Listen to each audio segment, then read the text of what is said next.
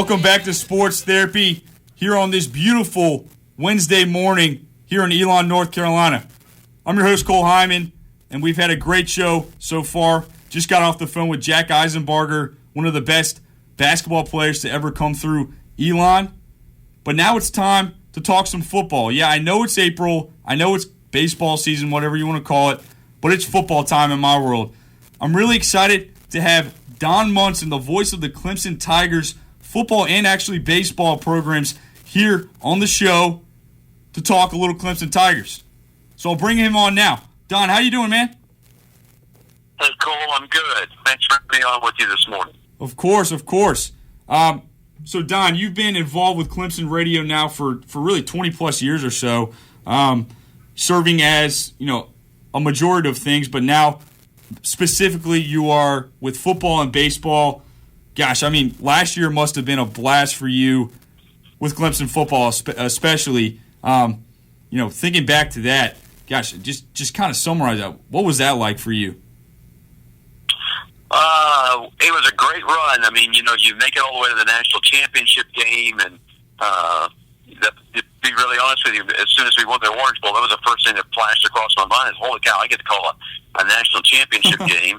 And, we were kind of waiting to see who was going to win the other side between Alabama and Michigan State. And Eli Gold, the guy that's the play-by-play voice for Alabama, has been a pretty good friend of mine here the last couple of years. So it was pretty neat for both of us to show up there in Glendale, Arizona, and, get to spend a little time with one another, and then our booths were right side by side and all that kind of stuff. But it was a great ride, and certainly Clemson's going to be a threat to be back in the national championship game in Tampa this year. It's not going to be easy to get there, but they're definitely going to be one of the 4 teams I would say that's probably going to be favored to be there when it comes January of 2017.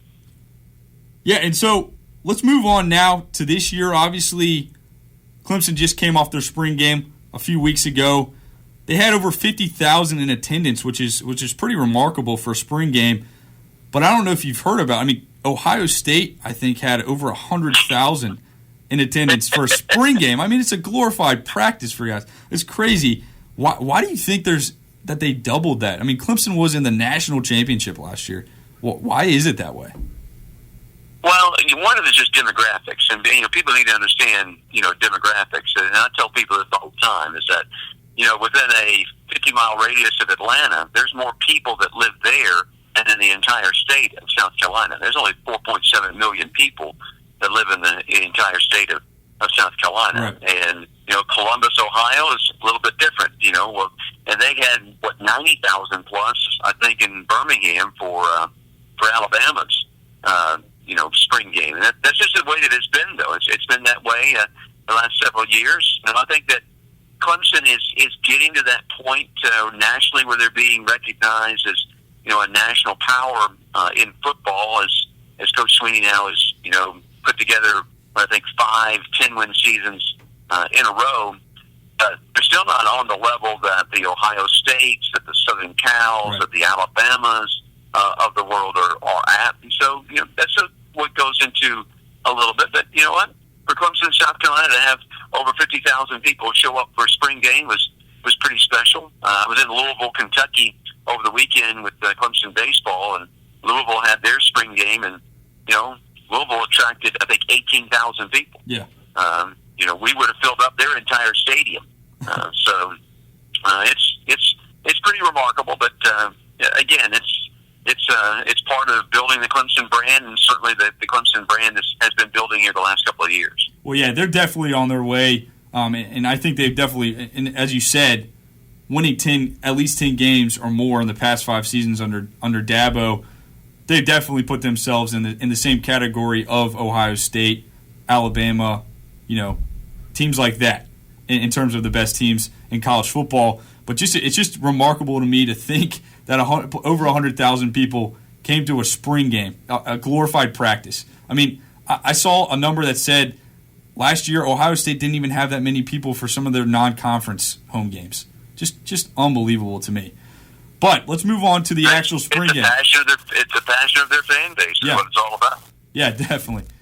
But now moving on to the actual spring game, the final score of that, I believe, was 17-9 with the orange team defeating the white.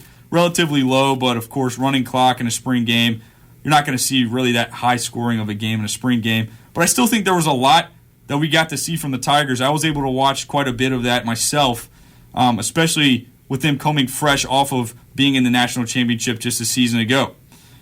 The biggest points of interest that I had coming into this game, Don, that I really wanted to see was how was Watson going to look? Obviously, going to be playing limited, but how was he going to look coming off the bat? Was he going to be crisp?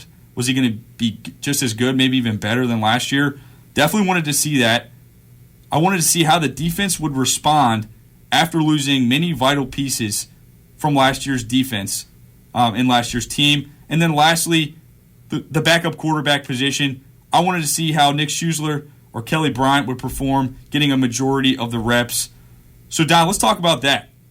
What did you think about Deshaun Watson's performance? I think he had 4 possessions that he was able to go in. What did you see from him? Well, I think Deshaun picked up right where he left off. And I saw Deshaun yesterday and spent a little bit of time with him and just talking with him.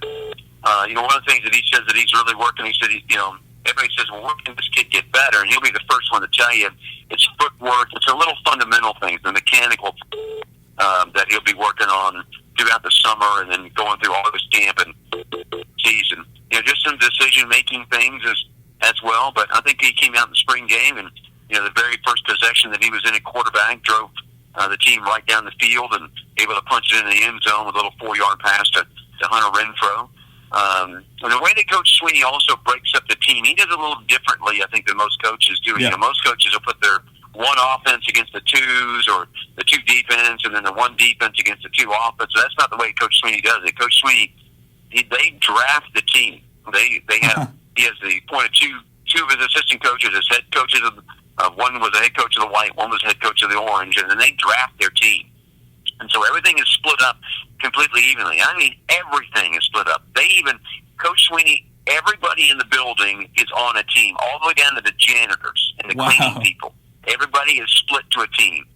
So he tries to make it as competitive as he possibly can. But I think what you saw in Deshaun gives you a little bit of a taste for what the guy was able to do. He threw for 4,000 yards, rushed for better than 1,000 to become the first player in college football history to do that. And barring something catastrophic happening to him here in 2016, he's probably going to do it again. Yeah, I mean, so just off of that, I mean, what a season he had last year. Don, how does this guy improve his game, if at all, this season? How much more upside can we get from him? I think there is more upside to him. One, he just has to get bigger and stronger physically, which he's doing. He's starting to pack on some pounds, and you can already see that happening as kind of spring football has stopped. But they're going into really the intensive weight training part of the program, and you can already sense that in a couple of weeks, you can see a little bit already of a difference physically in Deshaun. He wants to pick up about 10, 12 more pounds than what he played at last year. And the other thing is we got to remember, and we're talking about a young guy that's still 21 years of age. So from a physical maturity standpoint, he hasn't even begun, to reach the body that he's going to have when he's at 25, 26, 27, 28 years of age. And so I think it's also one of us that are college football fans kind of forget is that they're still young, maturing young men from that standpoint. But I think there is more that Deshaun can give us, and that I think a lot of it is what he's working on, but probably a lot of it is the decision making process. He threw too many interceptions last year. He knows that. The coaching staff knows that, and that's one of the things that you'll probably see him really work on. I'll be shocked for instance, if he has more than, say, 8 or 9 interceptions here in 2016. Wow. I'm just so excited. A guy I honestly don't really have a college football team. I know a guy from Richmond, Virginia. I guess you could say Virginia Tech because my sister goes there. But, man, I've really bought into what Clemson's doing. I just love how Dabo Swinney runs his program, and then you add in Deshaun Watson. How can you not love watching this guy play football? But, Don, on the other side of the football, they lost a lot of key parts to their defense. it's going to be definitely interesting to watch, especially, I kind of want to focus on the D-line, what they're going to do. Of course, a few seasons ago, losing Vic Beasley to the NFL draft. Now, Shaq Lawson, just a scary guy coming off the edge, probably going to be a top 15 pick in this year's draft. Who's going to fill in that gap on the D-line? Who do you see as a guy that's going to step up, fill in that role, and be productive on the defensive line for the Tigers? Well, it's going to start, obviously, in the middle. Christian Wilkins is back. Christian will split time at both defensive tackle and defensive end. Matter of fact, it won't shock me to see him. Maybe that'd be about a 50-50 split between defensive tackle and defensive end. There's a new kid here on campus, a young freshman that is already enrolled in January by the name of Dexter Lawrence. He is going to be very, very special. Wow. Then you go back to the Carlos Watkins that are coming back to this team, the Scott Paganos that'll be back on this team. There's a kid named Jabril Robinson who a lot of people really don't even know that much about. Right.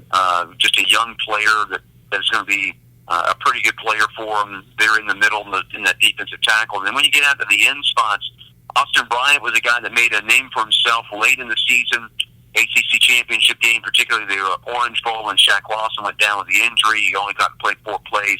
Austin came in and played just really, really well, and then backed it up with a great performance in the national championship game as well. There's another young defensive end by the name of Cleveland Farrell, who nobody really knows anything about. He was actually going to play more last year than Austin did, but he broke a hand in August camp, and then there were some other injuries that he just never could get, so they ended up redshirting him. But believe me, you will know the name Cleveland Farrell by about the 4th or 5th game of the year. It was kind of like Kevin Dodd's situation last year. No one really knew who Kevin Dodd was, and I kept telling people that, listen, there's this kid named Kevin Dodd who's going to play a defensive end who you don't know about right now, and nobody is talking about. But 4 or 5 games into the year, you're going to know who this kid is, and by the end of the year, he's going to be something really special. Well, that's the way I kind of feel about Cleveland Farrell. So at one of the end spots, he'll probably play over there.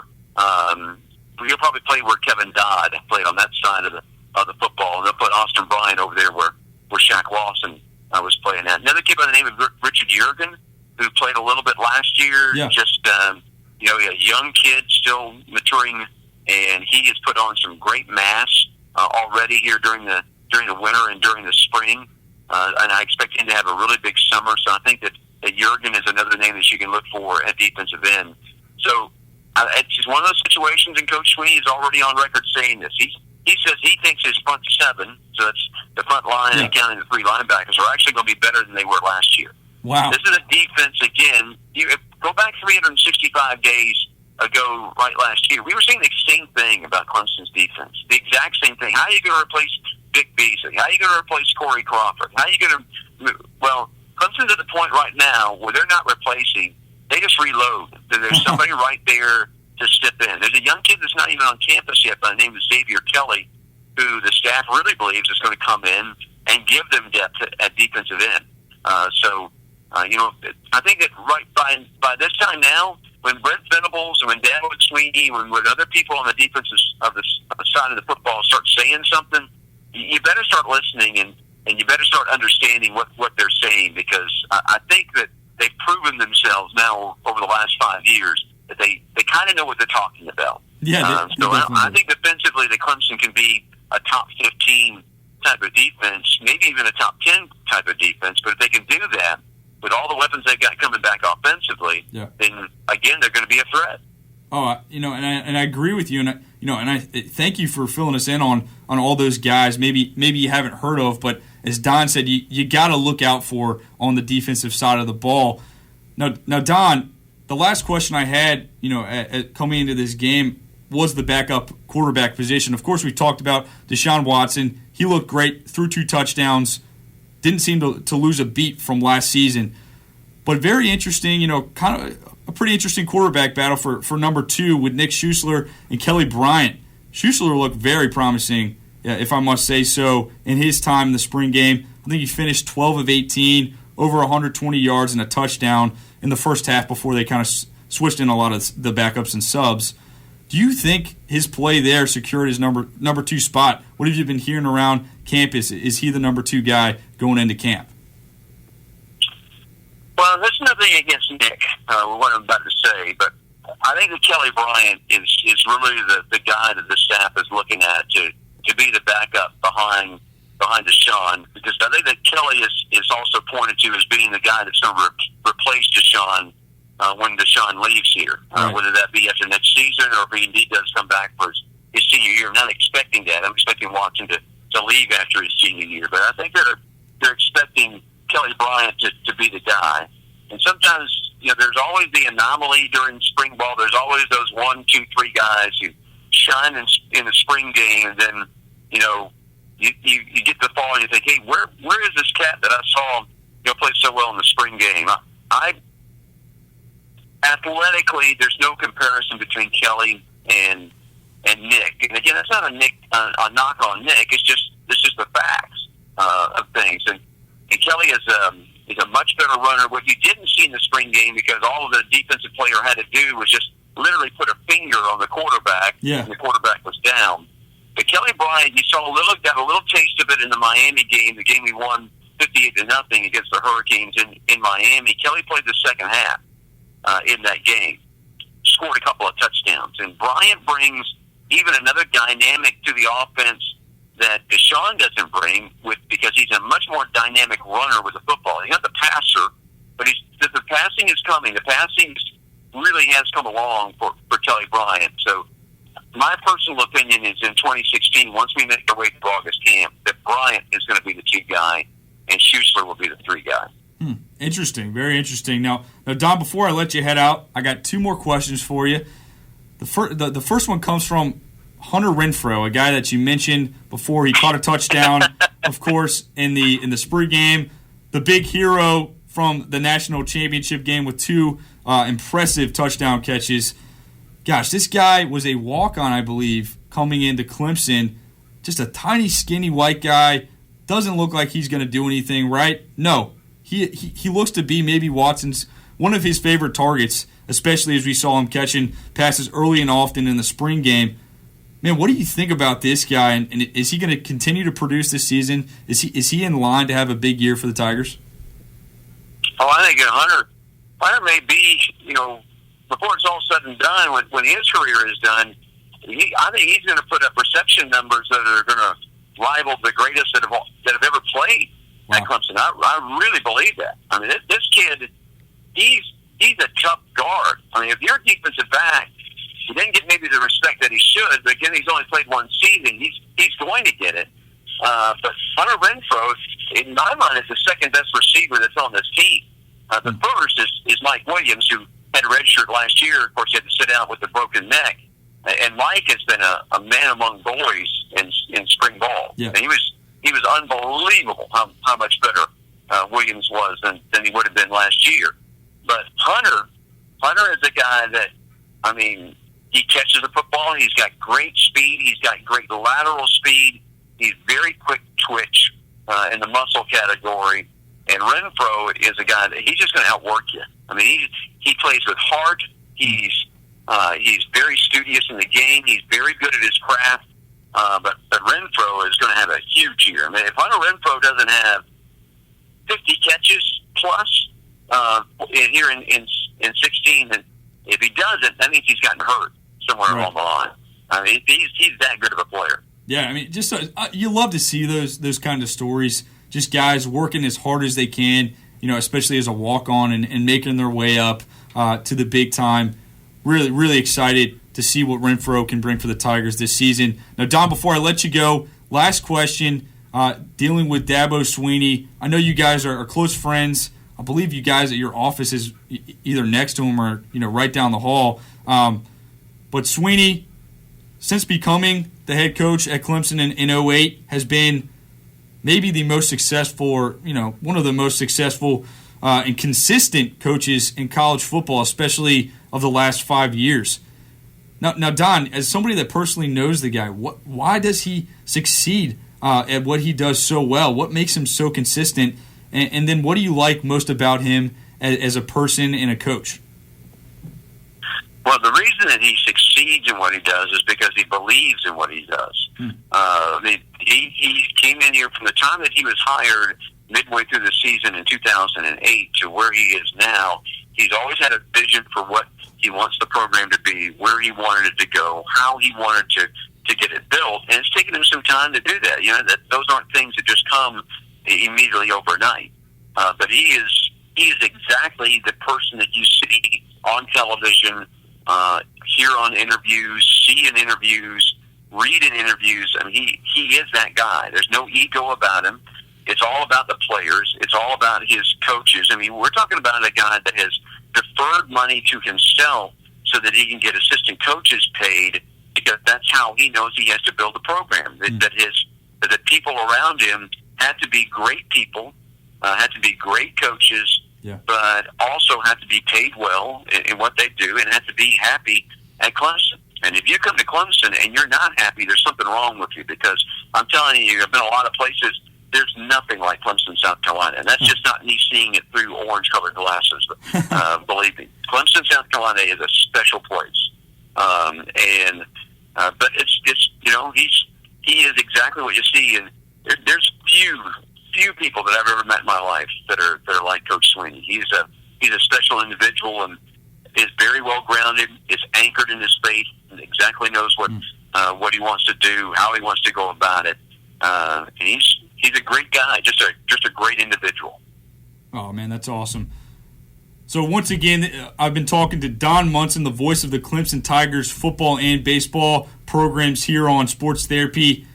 Don, I really appreciate you taking the time out of your day to come on and chat with me about the Tigers, a little college football talk, especially moving on into this summer, moving into this new 2016 season. Don, I hope you have a great rest of your day, and thanks for coming on here, man. All right, Cole. Always good to spend some time with you, brother. Thanks again, man. So once again, that was Don Munson, voice of the Clemson Tigers football program. You can follow him on Twitter and all that's going on with him at W. Donald Munson. That's at W. Donald Munson. So I'm going to go to a quick break. And when I come back, it's time for What Up With That. I've got 4 pretty hilarious stories for you today. You don't want to miss that. So come back and listen here on Sports Therapy.